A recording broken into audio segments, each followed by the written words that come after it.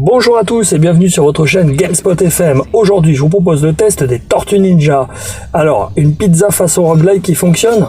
Kowabunga! Il suffit parfois de quelques mots pour réveiller toute une génération. Des pizzas, des ninjas, des égouts et 4 tortues prêtes à en découdre avec le clan des Foot.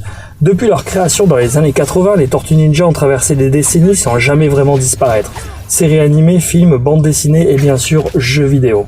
Mais cette fois, place au roguelite. L'objectif est clair, mélanger l'ADN des Tortues Ninja avec une formule popularisée par plein de jeux. Alors, est-ce une simple imitation ou une véritable bonne surprise? Attrapez votre part de pizza et direction New York.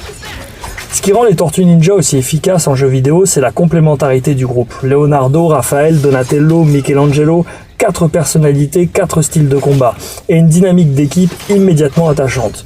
Depuis les bandes d'arcade des années 90 jusqu'aux productions modernes, la licence est souvent illustrée à travers des expériences fun et accessibles. Splinter Fate poursuit cette tradition, mais avec une structure beaucoup plus moderne. Le principe est simple, Splinter a disparu, et les tortues vont devoir traverser une série de niveaux générés de manière procédurale afin de le retrouver. Chaque tentative est différente, on progresse, on débloque des améliorations permanentes, puis on recommence. Une formule désormais très connue. Mais ici, ça fonctionne plutôt bien. Les runs restent relativement courts, le rythme est soutenu et la progression donne constamment envie de relancer une partie. Le fameux « allez encore une dernière tentative ». L'une des grandes réussites du titre concerne évidemment ses personnages. Chaque tortue possède sa propre identité. Leonardo reste équilibré, Raphaël privilégie l'agressivité, Donatello mise davantage sur la longe et le contrôle, Michelangelo favorise la rapidité. Résultat, changer de personnage modifie réellement les sensations de jeu, et cela participe énormément à la rejouabilité, surtout en coopération. Parce qu'honnêtement, les Tortues Ninja sont faites pour être jouées à plusieurs. Et Splinter Fate l'a parfaitement compris. Le mode coopératif apporte immédiatement davantage de chaos, mais aussi énormément de plaisir. Les affrontements deviennent plus dynamiques, les synergies entre personnages apparaissent naturellement, et surtout, on retrouve cet esprit de camaraderie propre à la licence. C'est clairement dans cette configuration que le jeu révèle son plein potentiel.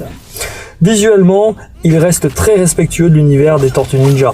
Les personnages sont immédiatement reconnaissables, les ennemis emblématiques répondent présents et les environnements reprennent les codes habituels de la franchise.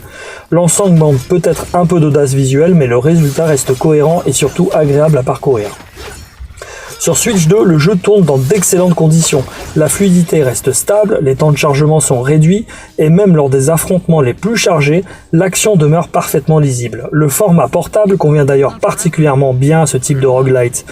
Un run rapide dans les transports, une petite session coopérative improvisée, le jeu s'adapte parfaitement aux habitudes du jeu nomade. Malheureusement, il peine parfois à sortir de l'ombre des références du genre, parce qu'après plusieurs heures, la structure finit par montrer ses limites. Les environnements manquent parfois de variété, certains objectifs deviennent répétitifs, et le système de progression, bien qu'efficace, manque d'un petit supplément de profondeur. Le jeu reste amusant, mais il lui manque cette étincelle capable d'en faire une référence incontournable du roguelite. Malgré cela, il comprend parfaitement ce qui rend la licence attachante. L'humour est présent, l'action est immédiate, les personnages conservent toute leur personnalité et l'ensemble respire la sincérité. On sent que le jeu a été conçu par des équipes qui apprécient réellement cet univers et cela fait toujours plaisir à voir. Au final, les Tortues Ninja Splinter Fate est une adaptation solide et efficace. Le gameplay fonctionne, la coopération apporte énormément de fun et les différentes tortues offrent une variété appréciable. Mais face aux meilleurs représentants du genre, le jeu manque encore un peu d'ambition et de profondeur pour véritablement s'imposer. Reste une aventure extrêmement sympathique, surtout entre amis.